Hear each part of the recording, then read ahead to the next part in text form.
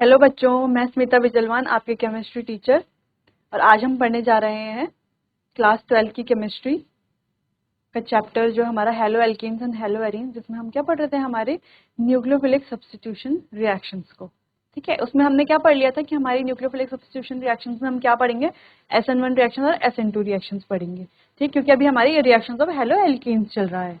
ठीक है, उसके बाद हमने क्या पढ़ लिया था, इसमें SN1 को हमने अच्छे से पढ़ लिया था, उसको रेट कैसे निकालते हैं उसको एक बार हम अभी क्या करते हैं, रिवाइज करते हैं, फिर हम उसको आगे थोड़ा पढ़ के फिर आगे हम बढ़ते हैं हमारे SN2 रिएक्शन में। ठीक है, चलिए, ये हमने पढ़ लिया था कि क्या होता है, ये हमारा RX, यहाँ ये क्या बनता है, पहला कौन सा स्टेप बनता है, 2 स्टेप में होती है हमारी। जो SN1 रिएक्शन है वो कौन सी कितने स्टेप में होती है, हमारे 2 स्टेप में होती है। जो फर्स्ट स्टेप है हमारा, जो ये क्या है, फर्स्ट स्टेप है, वो क्या है हमारा स्लो स्टेप। इसी को क्या बोलते हैं हम, अपना रेट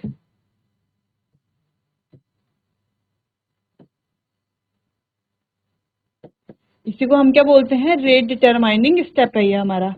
क्या है ये हमारा, रेट डिटरमाइनिंग स्टेप भी इसको बोलते हैं।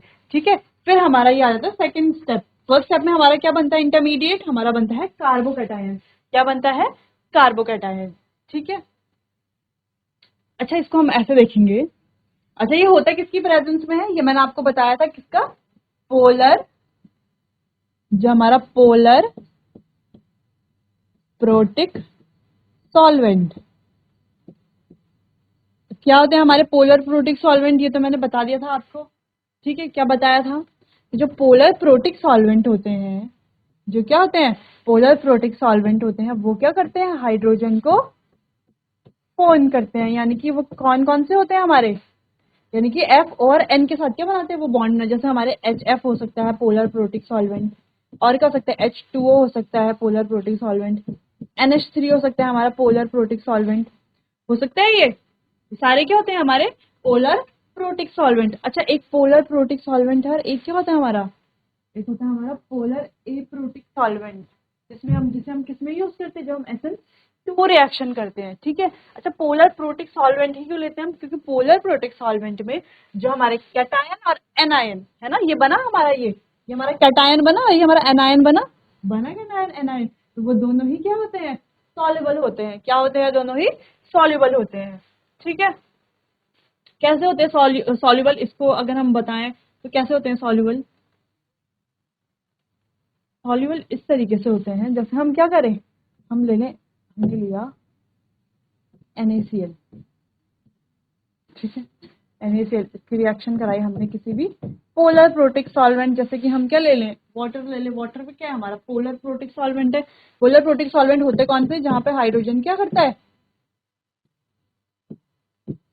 F O और N में से इनके साथ क्या बनाता है, बॉन्ड बनाता है। ये होते हैं हमारे पोलर प्रोटिक सॉल्वेंट। शॉर्ट में लिख सकते हैं हम इसको PPS। ठीक है, जब ये रिएक्शन होगी आगे, तो हमारा Na पॉजिटिव और Cl नेगेटिव है है अब हमें पता है ये तो नमक है और ये पानी है, जब इनको घोलते हैं तो घुल जाते हैं, सॉल्युबल हो जाते हैं। कैसे सॉल्युबल हो जाते हैं, कैसे होते हैं सॉल्युबल, जो हमारा Na पॉजिटिव है, क्या है, Na पॉजिटिव, तो ये पानी है, इसको पानी में डालते हैं, वाटर में, जो हमारा पोलर प्रोटिक सॉल्वेंट है इसमें डालेंगे, तो ये क्या करेगा, इसको क्या करेगा, घेर लेगा चारों तरफ से, क्या कर लेगा।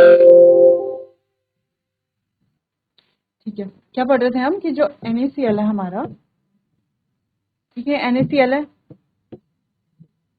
किस किस पोलर प्रोटिक सॉल्वेंट लेंगे हम, कोई भी क्या लेंगे, पोलर प्रोटिक सॉल्वेंट ले रहे हैं हम, वाटर ले रहे हैं, जैसे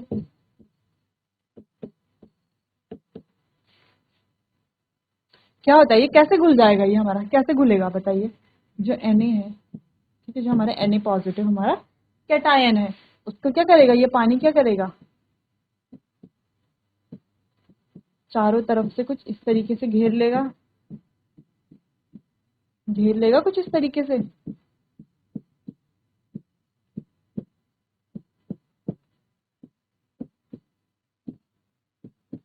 इसमें क्या होता है हमारा डेल्टा नेगेटिव, ये हमारा डेल्टा पॉजिटिव, ये हमारा नेगेटिव, ये पॉजिटिव, ये नेगेटिव, ये पॉजिटिव, ये पॉजिटिव, ये H positive, H positive, oxygen negative, H positive, oxygen हमारा negative, H positive, H negative, positive. ठीक है, ये होता है। इसके बाद क्या होता है इसमें कि जो ये Na पॉजिटिव है ये O नेगेटिव के साथ क्या बनाएंगे, बॉन्ड बनाते हैं बॉन्ड बना रहे हैं। ठीक है, ये इसकी तरफ आएंगे, इससे जुड़ने की कोशिश करेंगे, जुड़ेंगे और ये क्या हो जाएगा हमारा सॉल्युबल। क्या हो जाएगा, सॉल्युबल, घुल जाएगा उसमें। वैसे ही जो हमारा क्या है Cl नेगेटिव है Cl नेगेटिव, इसको भी ये पानी क्या करेगा, चारों तरफ से घेर लेगा, लेकिन इसको थोड़ा अलग तरीके से घेरेगा, इस तरीके से घेरेगा, H पॉजिटिव O नेगेटिव। ठीक है, इसको इस तरीके से घेरेगा, H O H positive, H positive, negative. ठीक है, दिख रहा है आपको।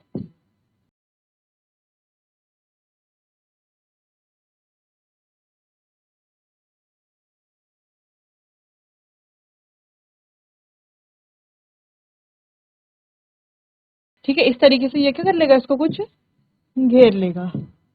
जब ये घेर लेगा इसको,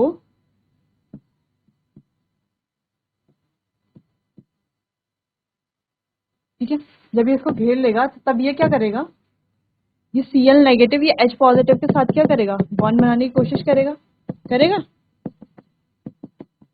बना रहा है ये। यानी कि ये क्या करेगा, इसमें कंप्लीटली घुल जाएगा। क्या करेगा, घुल जाएगा, यानी कि Cl भी क्या हो जाएगा हमारा सॉल्युबल हो जाएगा, सॉल्युबल। यानी कि इसमें कैटायन और एनायन दोनों क्या है, सॉल्युबल। जिसमें कैटायन और एनायन दोनों सॉल्युबल है वो होगा हमारा पोलर प्रोटिक सॉल्वेंट। क्या होगा वो हमारा पोलर प्रोटिक सॉल्वेंट। समझ आया, इतना समझ आ गया सबको कि पोलर प्रोटिक सॉल्वेंट क्या होते हैं, क्यों हम पोलर प्रोटिक सॉल्वेंट लेते हैं, क्योंकि उसमें कैटायन एनायन दोनों क्या होते हैं, सॉल्युबल होते हैं, यानी कि घुल जाते हैं। ठीक है, चलिए अब हम वापस पहुंचते हैं अपने इसमें। इसमें हमने क्या पढ़ा था कि पहला स्टेप हमारा स्लो स्टेप है, यही हमारा क्या है RDS, यानी कि रेट डिटरमाइनिंग स्टेप। से कैसे निकालेंगे, रेट हमारा, इसको हम R मान लेते हैं, क्या मान लेते हैं इसको, R। ठीक, न्यूक्लियोफाइल क्यों नहीं डाला हमने, जो हमारा ये न्यूक्लियोफाइल था इसको क्यों नहीं डाला हमने रेट में, क्यों नहीं डाला, क्योंकि ये भी तो रिएक्शन कर रहा है ना आगे, इसकी वजह से तो रिएक्शन हो रही है आगे। ये आएगा यहाँ पर, ये करेगा, यहाँ पर जुड़ेगा, यहाँ पर क्या बना देगा, हमारा ये प्रोडक्ट बन रहा है। लेकिन क्यों हमने न्यूक्लियोफाइल लिया, क्योंकि जो फर्स्ट स्टेप है हमारा, जो हमारा स्लो स्टेप है, जो हमारा रेट डिटरमाइनिंग स्टेप है, वहां पर न्यूक्लियोफाइल क्या कर रहा है, पार्टिसिपेट नहीं कर रहा। ठीक है, न्यूक्लियोफाइल वहां पर पार्टिसिपेट नहीं कर रहा है, इसलिए हम क्या करेंगे, वहां पर नहीं लेंगे। तो हमें SN1 रिएक्शन समझ आई कि कैसे कैसे हुआ। पहले क्या करेगा, ये जो RX है हमारा, वो क्या करेगा हमारा, क्या बनाएगा, कार्बोकैटायन बनाएगा। ठीक है, पहले स्टेप में कार्बो, ये होगी हमारी 2 स्टेप रिएक्शन, इसलिए इसको क्या बोलते हैं, यूनिमॉलिक्यूलर रिएक्शन भी, यूनिमॉलिक्यूलर न्यूक्लियोफिलिक रिएक्शन भी बोलते हैं। क्या बोलते हैं, यूनिमॉलिक्यूलर न्यूक्लियोफिलिक सब्स्टिट्यूशन रिएक्शन भी बोला जाता है। ठीक है, ठीक है, तो पहले स्टेप में क्या बन रहा है हमारा, कार्बोकैटायन बनेगा। दूसरे स्टेप में कार्बो न्यूक्लियोफाइल जो है हमारा कार्बोकैटायन पे अटैक करेगा। ये हमने परसों वाले लेक्चर में, कल वाले जो हमारा जब लास्ट लेक्चर जो हमने पढ़ा था उसमें क्या कर लिया था, हमने इसको अच्छे से पढ़ लिया था और आगे देख लिया था। ठीक है, चलिए आगे देखते हैं। आगे the first step is slow step and is the rate determining step. जो मैंने आपको बता दी, फर्स्ट स्टेप क्या है, स्लो स्टेप है, और क्या है हमारा, रेट डिटरमाइनिंग स्टेप है। As the nucleophile is not involved in the rate determining step, the reaction depends upon only on the concentration of alkyl halide and is therefore the first order reaction। Same वही बात जो मैंने आपको बताई कि जो क्या है, जो हमारा फर्स्ट स्टेप है वहां पर जो हमारा न्यूक्लियोफाइल है वो इन्वॉल्व नहीं है, पार्टिसिपेट नहीं कर रहा। जो पार्टिसिपेट ही नहीं कर रहा तो उसको रेट में क्या काम है उसका, है ना, जो पार्टिसिपेट ही नहीं करता तो उसको क्यों रखेंगे रेट में। इसीलिए क्या होता है, वो उसको भी रेट डिटरमाइनिंग स्टेप में इन्वॉल्व भी नहीं किया जाता है। फिर रिएक्शन डिपेंड, तब इसीलिए जो हमारी रिएक्शन है वो किस में डिपेंड करती है, सिर्फ जो रेट है हमारे रिएक्शन का एल्काइल हैलाइड पे डिपेंड करती है। ठीक है, जो रिएक्शन है हमारी, तो रेट इस तरीके से लिखेंगे जो मैंने आपको पहले ही बता दिया था, प्रीवियस लेक्चर में भी बता दिया था, अभी हमने उसको रिकॉल भी कर लिया, रिवाइज भी कर लिया। ठीक है, आगे the order of the reactivity depend upon the stability of carbocation ion, यानी कि जो कार्बोनियम आयन हमारा बनेगा, यानी कि जो हमारा कार्बोकैटायन बनेगा उसी में क्या डिपेंड करेगा, हमारा जो ऑर्डर ऑफ रिएक्टिविटी है।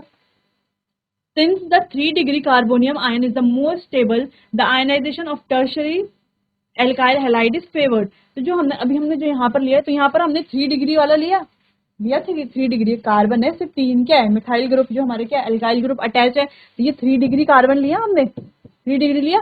3 डिग्री क्या होता है, मोस्ट फेवरेबल होता है। फिर 2 डिग्री फिर 1 डिग्री, फिर जो हमारा ये CH3X होता है, ठीक है।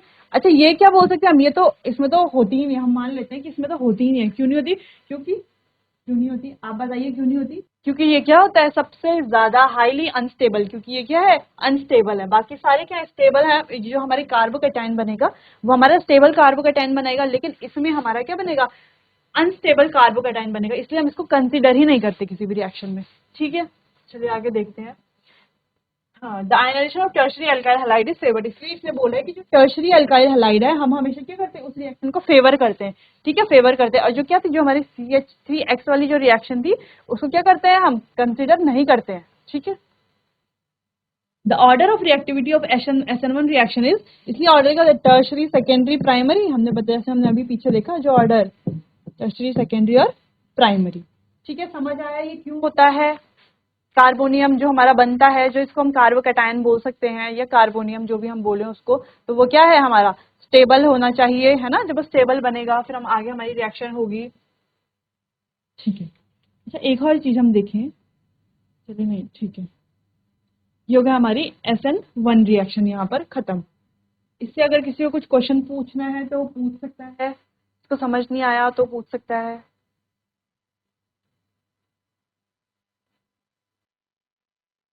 चलो समझ तो आ ही गया होगा सबको, चलो एक क्वेश्चन करते हैं।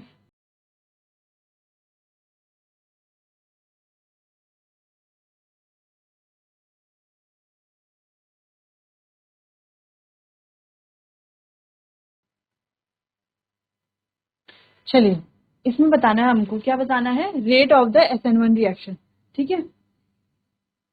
Compare the rate of SN1 reaction, आपको बताना है कि रेट बताना है SN1 रिएक्शन ए में या बी में या सी में, रेट ज्यादा होगा, ठीक है। रेट बताइए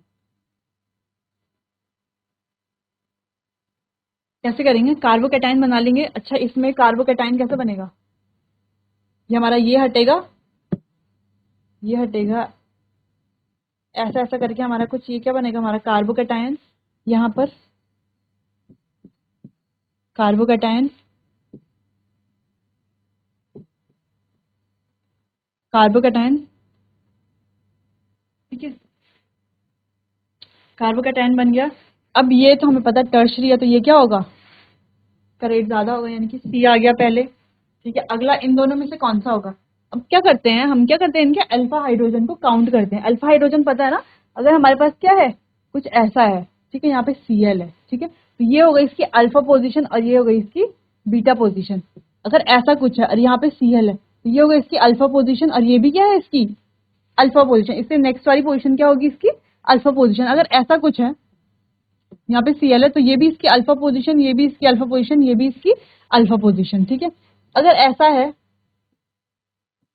एक्स यहाँ पर है, ठीक है, एक्स यहाँ पर क्या होगा, Cl ये बाहर हो जाएगा, तो यहाँ पर कार्बोकैटायन यहाँ पर बनेगा स्टेबल, ये भी इसके अल्फा पोजीशन है, ये भी क्या है इसकी अल्फा पोजीशन है, ठीक है। अगर ऐसा कुछ है,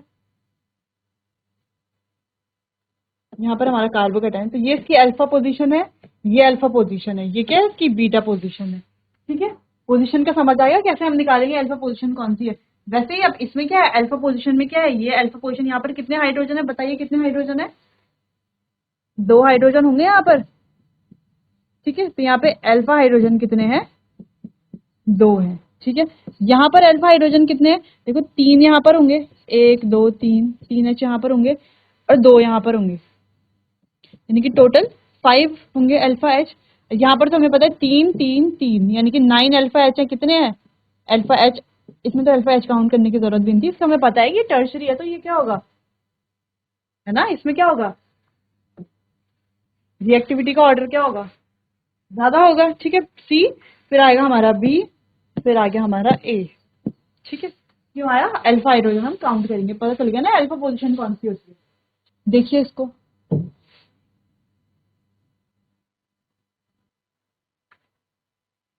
ठीक है, समझ आया इतना, चलिए समझ गए आप सब कुछ। चलिए आगे अब हमारी SN2 रिएक्शन, SN2 रिएक्शन क्या है हमारी, SN2 reaction, SN2 nucleophilic substitution reaction, ठीक है। SN2 को क्या बोलते हैं, बायोमोलिकुलर सब्स्टिट्यूशन रिएक्शन भी बोलते हैं, ठीक है, क्या बोलते हैं, बायोमोलिकुलर न्यूक्लियोफिलिक सब्स्टिट्यूशन रिएक्शन, ठीक है। चलिए, this type of reaction occurs in one step through the formation of transition state. अब पिछला वाली जो रिएक्शन थी, SN1 जो रिएक्शन थी, उसमें कोई ट्रांजिशन स्टेट तो नहीं बन रही थी, उसमें क्या बन रहा था, कार्बोकैटायन बन रहा था। लेकिन यहाँ पे क्या हो रहा है, हमारा ट्रांजिशन स्टेट बन रही है। ठीक है, अब देखिए ट्रांजिशन स्टेट कैसे बन रही है। अच्छा, वहां पर जब हमने SN1 रिएक्शन करी थी, वहां पर क्या हुआ था, SN1 में क्या हुआ था कि पहले कार्बोकैटायन बनेगा, यानी कि पहले बॉन्ड ब्रेक हो जाएगा, है ना, उसके बीच का क्या हो जाएगा, बॉन्ड ब्रेक हो जाएगा, जो हमारा हेलोजन, जो हमारा हेलाइड है, वो क्या हो जाएगा, अलग निकल जाएगा, कार्बोकैटायन बनेगा, यानी कि उसने वहां पर जगह छोड़ दी न्यूक्लियोफाइल के लिए। न्यूक्लियोफाइल आएगा, सीधा जगह देखेगा कि यहाँ पर भाई मेरे लिए जगह है, वहां पर जाके अटैक कर लेगा। लेकिन यहाँ पर न्यूक्लियोफाइल को क्या करना पड़ता है, फाइट करनी पड़ती है। न्यूक्लियोफाइल पहले क्या करेगा, यहाँ पर क्या करेगा, अटैक करेगा। ठीक है, उसके बाद क्या करेगा, वो उसको क्या करेगा, जो वो उसको हटाएगा वहां पर से, फिर जाके हमारा रिएक्शन पूरा होगा। अब देखो ये रिएक्शन किस तरीके से होगा, यहाँ पर हमारा एक्स है, तो इसके क्या है, लोन पेयर्स होंगे, यहाँ पे इलेक्ट्रॉन क्लाउड बहुत ज्यादा होगा। तो इसको हम समझने के लिए हम इस तरीके से पढ़ सकते हैं। वैसे ऐसा कुछ होता नहीं है, लेकिन इसको अगर हम देखें तो समझने के लिए पढ़ सकते हैं। समझने के लिए हम क्या पढ़ सकते हैं, यहाँ पे क्या इलेक्ट्रॉन क्लाउड है, ठीक है, ये हमारा क्या है, हमारा जो भी ये हेलाइड है उसमें क्या है, ये हमारा इलेक्ट्रॉन क्लाउड है। तो जो हमारा न्यूक्लियोफाइल है उसके पास भी क्या होगा, न्यूक्लियोफाइल है। न्यूक्लियोफाइल यानी कि जो इलेक्ट्रॉन रिच स्पेसीज होती है ना, तो इसके पास खुद इतने सारे इलेक्ट्रॉन होंगे। ठीक है, ये इसमें खुद क्या होगा, इलेक्ट्रॉन क्लाउड होगा। जब ये यहाँ से आना चाहेगा तो ये इसको एंट्री नहीं देगा, है ना, इसके इलेक्ट्रॉन क्या होंगे, आपस में रिपेल करेंगे। तो ये कहाँ से आना चाहेगा, पीछे की साइड से, है ना, बैक साइड से ही आना चाहेगा, बैक साइड से अटैक करना चाहेगा। ठीक है, तब जाके रिएक्शन कंटिन्यू होगी। अच्छा, ऐसा कुछ होता नहीं है, इसको क्या हम समझने के लिए हम ऐसा बोल सकते हैं कि ये ऐसा ऐसा होता है। असल में होता क्या है कि जो इसके एंटी बॉन्डिंग में क्या करता है, ये अटैक करता है, इसके एंटी बॉन्डिंग में ये जाएगा। हमने ऐसा कुछ हम पढ़ते हैं पहले, यहाँ पर क्या हो गया, ये हमारा बन गया बॉन्ड, ये क्या बन गया, छोटे छोटे जो लोब्स हैं इसके पीछे, इनको क्या बोलते हैं हम, एंटी बॉन्डिंग। ये हमारे एंटी बॉन्डिंग के होते हैं ना, यहाँ पर क्या होता है, जब जैसे बॉन्ड बन जाता है के बाद क्या होते हैं, ये एंटी बॉन्डिंग के लोब्स होते हैं, ऐसा टॉफी टाइप का स्ट्रक्चर जो हमारा बनता है, होता है ये। तो ये हमारे क्या होते हैं, यहाँ पर तो हमारे के जो हमारे बॉन्डिंग इलेक्ट्रॉन है वो है, यहाँ पर क्या होती है, हमारी एंटी बॉन्डिंग। तो ये जो न्यूक्लियोफाइल है इसके कहाँ जाता है, एंटी बॉन्डिंग में जाता है। कहाँ जाता है, एंटी बॉन्डिंग में जाता है। अब ये इसके साथ जा भी रहा है और ये बॉन्ड क्या होगा, ब्रेक भी होगा होगा। अब ये यहाँ पर बॉन्ड बनाने की कोशिश करेगा और ये क्या होगा भाई, जहां पर बीबी और बीएफ यानी कि बॉन्ड फॉर्मेशन, यहाँ पर क्या हो रहा है, बॉन्ड फॉर्मेशन हो रहा है। अब बीबी यानी कि बॉन्ड ब्रेकिंग, तो यहाँ पे क्या हो रहा है, बॉन्ड ब्रेक हो रहा है, यहाँ पे बॉन्ड बन रहा है और यहाँ पे बॉन्ड टूट भी रहा है, बन भी रहा है और टूट भी रहा है। जहाँ पे बॉन्ड फॉर्मेशन और बॉन्ड ब्रेकिंग एक साथ होगी उससे क्या बोलते हैं हम, ट्रांजिशन स्टेट बोलते हैं। क्या बोलते हैं हम उसे, ट्रांजिशन स्टेट बोलते हैं। क्या बोलते हैं हम उसे, ट्रांजिशन स्टेट बोलते हैं। ठीक है, ठीक है, ये हो गई हमारी पहली, ये हो गई हमारी ट्रांजिशन स्टेट। समझ आए ट्रांजिशन स्टेट कैसे हुई। आगे क्या है हमारा, जो हमारा लीविंग ग्रुप है, जिसने निकलना है, लीविंग ग्रुप बोलेंगे ना उसको, जिससे निकलना है, पीछे से क्या आएगा, जो हमारा क्या है, ये एंटी बॉन्डिंग में आएगा, क्या हमारा न्यूक्लियोफाइल आ रहा है। न्यूक्लियोफाइल बॉन्ड भी बना रहा है और यहाँ से बॉन्ड ब्रेक भी रहा है। दोनों चीजें क्या हो रही है, एक साथ हो रही है, एक साथ। जबकि SN1 रिएक्शन में क्या होता था, पहले ही क्या होता था, पहले ही वो लीविंग ग्रुप को हटा के वहां पर क्या कर देता था, जगह बना देता था वो कार्बोकैटायन, जगह बना देता था। ठीक है, जब वो जगह बना देता था उसके बाद हमारा न्यूक्लियोफाइल आके वहां पर अटैक करता था आराम से। लेकिन यहाँ पे क्या होता है, इसको स्ट्रगल करना पड़ता है, ये पहले यहाँ पर आके क्या करेगा। अच्छा, ये कार्बन को देखना भी तो पड़ेगा, अगर ये ज्यादा क्या होगा, स्ट्रॉन्ग ग्रुप होगा, तब क्यों आएगा ये, तब जो हमारा न्यूक्लियोफाइल है वो नहीं आएगा। ठीक है, तो वो न्यूक्लियोफाइल को एंट्री नहीं देगा। तो यहाँ पर क्या करेगा, कार्बन धीरे धीरे ये क्या करेगा, न्यूक्लियोफाइल हमारा यहाँ पर आएगा, यहाँ से बॉन्ड बनाने की कोशिश करेगा और यहाँ पर ये क्या होगा, बॉन्ड धीरे धीरे ब्रेक होगा। इस तरीके से बनेगी हमारी ये ट्रांजिशन स्टेट। अच्छा, ये जो ट्रांजिशन स्टेट है इसमें कार्बन के कितने बॉन्ड दिख रहे हैं, 1 2 3 4 5, इसको पेंटावेलेंट ट्रांजिशन स्टेट भी बोल सकते हैं। क्या बोल सकते हैं, पेंटावेलेंट ट्रांजिशन स्टेट। ये तो खैर कुछ नहीं, पर हम इसको बोल सकते हैं। क्यों बोल सकते हैं, क्योंकि एक बॉन्ड फॉर्म हो रहा है, एक बॉन्ड ब्रेक हो रहा है। ठीक है, भले ही क्या अभी ब्रेक होने वाला है, ये तो हट जाएगा, हमारा लिविंग ग्रुप अलग हो जाएगा, हो गया यहाँ पर अलग। ठीक है, इस तरीके से ये बन जाती है हमारी रिएक्शन और इसी को बोला जाता है SN2 रिएक्शन। क्या बोला जाता है, SN2 रिएक्शन। इतना सबको समझ आ गया होगा। अच्छा, अगर हम इसका बोले कि रेट डिटरमाइनिंग स्टेप क्या है, तो रेट डिटरमाइनिंग स्टेप भी पहला ही स्टेप है, जो हमारा पहला स्टेप है वो हमारा स्लो स्टेप भी है, रेट डिटरमाइनिंग स्टेप भी है, वही सब कुछ है, क्योंकि ये सिर्फ क्या है, एक स्टेप की रिएक्शन है।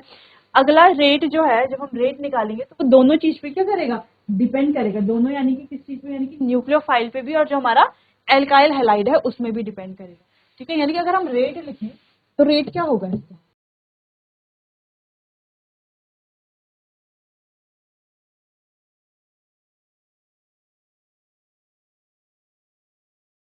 ठीक है, यानी यहाँ पे न्यूक्लियोफाइल, यानी कि जितना स्ट्रॉन्ग न्यूक्लियोफाइल होगा उतना ही ज्यादा ही क्या होगा, रेट भी होगा एक रिएक्शन का। इसलिए इसमें क्या होता है इंपॉर्टेंट, हमारा जो न्यूक्लियोफाइल है वो क्या होना चाहिए, स्ट्रॉन्ग होना चाहिए।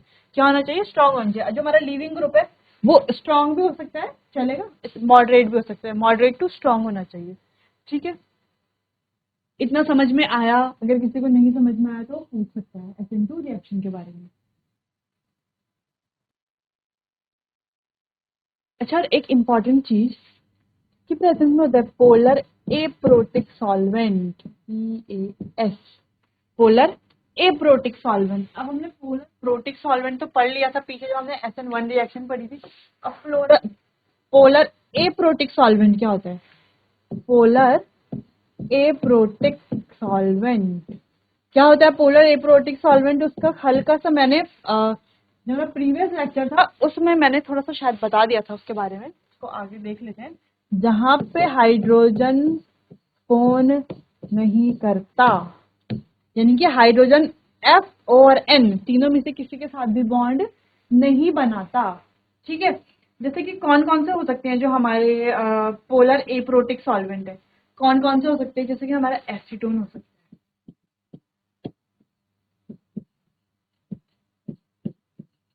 एसीटोन हो सकता है, हमारा डाइमिथाइल ईथर हो सकता है, हो सकता है हमारा डाइमिथाइल ईथर। अच्छा, ये मत बोलना कि मैम ने तो बोला अभी बॉन्ड नहीं बना सकता, यहाँ पे ये हमारे क्या ऑक्सीजन के साथ बना रहा है, हाइड्रोजन की बात हो रही है, हाइड्रोजन हाइड्रोजन F और N के साथ बॉन्ड नहीं बना रहा है, यहाँ पे O के साथ बॉन्ड बना रहा है, वो है हमारा कार्बन। ठीक है, यहाँ पर भी क्या बना रहा है, हमारा कार्बन ही बना रहा है। ठीक है, पता है ना हम कैसे लिखते हैं, ये जो ऐसे लिख दिया, ऐसा लिखा जाता है, ये कुछ कुछ है ना, ऐसा लिखा जाता है। ठीक है, डाइमिथाइल ईथर, हमारा DMSO हो सकता है।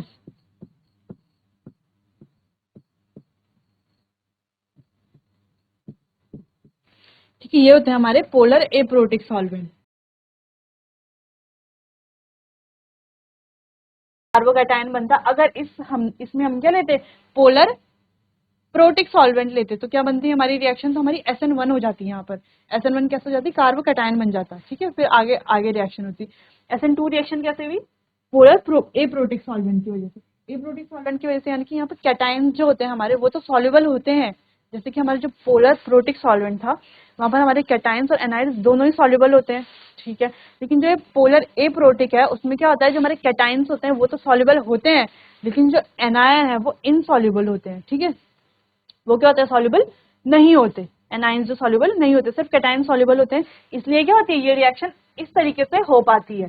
ठीक है, क्योंकि ये क्या है, जो हमारा ये निकलता है वो क्या होता है, सॉल्युबल नहीं होता। ठीक है, चलिए, होता है ना, ये हमारा कैटायन है, ये हमारा एनायन होता है। ठीक है, इस तरीके से फिर रिएक्शंस होती है आगे। ठीक है, तो हमने पढ़ लिया पोलर एप्रोटिक सॉल्वेंट के बारे में भी। ठीक है, वैसा आपने 11 में पढ़ा होगा, पीछे कहीं पढ़ा होगा, अभी क्या कर लिया हमने, उसको रिवाइज भी कर लिया अच्छे से। चलिए आगे देखते हैं। एक चीज इसमें याद रखनी है कि जब ये सिर्फ एक ही स्टेप हो रहा है, ऐसा नहीं कि आप पहला स्टेप बना रहे हो, पहले स्टेप में लिख रहे हो ट्रांजिशन स्टेट, नहीं, ट्रांजिशन स्टेट क्या है, कोई स्टेप नहीं है, क्या हो रहा है, एकदम से हो रहा है कि जैसे बॉन्ड क्या हो रहा है, फॉर्म हो रहा है नया बॉन्ड, न्यूक्लियोफाइल क्या कर रहा है, कार्बन पर नया बॉन्ड फॉर्म कर रहा है, वैसे क्या हो रहा है, धीरे धीरे क्या दूसरा बॉन्ड क्या हो रहा है, ब्रेक हो रहा है, एकदम से ब्रेक हो जा रहा है। ठीक है, ठीक है, तब हमारा क्या बन रहा है, जो हमारा प्रोडक्ट है। चलिए आगे देखते हैं। Here the rate of a reaction depend upon the concentration of both alkyl halide and nucleophile। ये हमने पढ़ लिया कि रेट कहाँ करता है, दोनों में करता है डिपेंड, एल्काइल हैलाइड भी और न्यूक्लियोफाइल में भी। जैसे कि रेट क्या होता है इसका,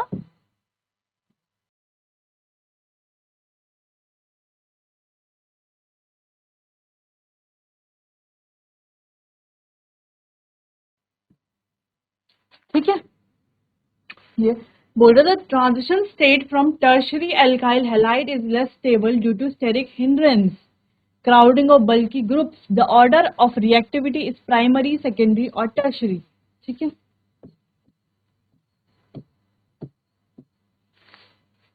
यानी कि जब हमने SN1 में पढ़ा था, SN1 में क्या पढ़ा था हमने कि पहले टर्शरी फिर सेकेंडरी फिर प्राइमरी। क्यों टर्शरी सेकेंडरी प्राइमरी? जब हमने SN1 में पढ़ा था तो हमने क्या पढ़ा था, ऑर्डर ऑफ ये रिएक्टिविटी का ऑर्डर क्या पढ़ा था, टर्शरी में ज्यादा होता है, फिर सेकेंडरी में, फिर प्राइमरी में।